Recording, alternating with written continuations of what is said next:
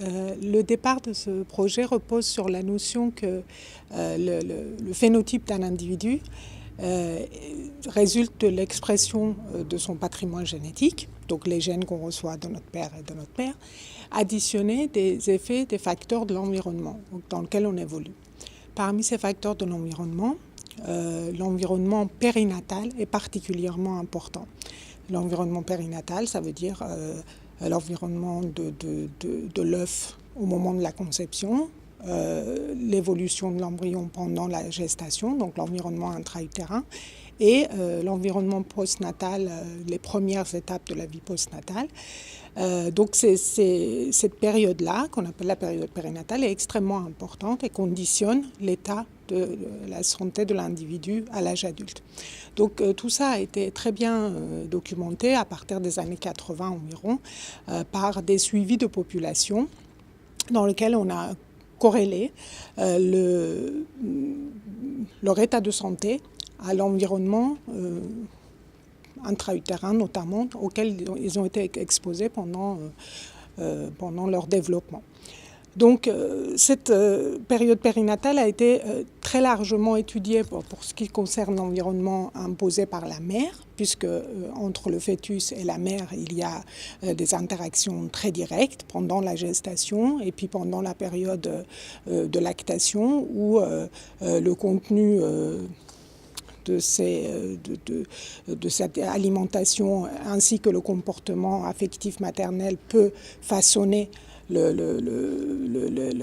développement de certains organes et tissus et donc aboutir à des phénotypes particuliers à l'âge adulte, en ce qui concerne les maladies métaboliques par exemple. Mais ce qui fait l'originalité de notre projet, c'est qu'on va s'intéresser, nous, à l'environnement paternel, c'est-à-dire l'environnement dans lequel le gamète mâle a évolué au moment de la conception.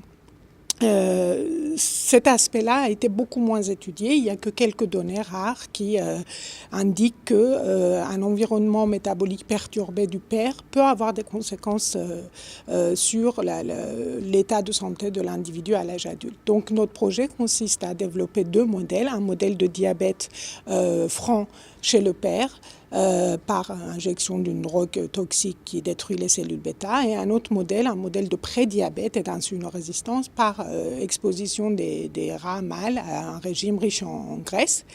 Et on va suivre chez la descendance de ces mâles, qui n'ont donc pas d'anomalie génétique puisque ce sont des modèles expérimentaux induits par l'alimentation ou par des drogues. On va suivre l'évolution le développement du pancréas endocrine chez la descendance de ces pères au stade fœtal, ainsi que les paramètres de l'homéostasie glucidique de la descendance à l'âge adulte. Donc ça va nous donner des indications des facteurs de risque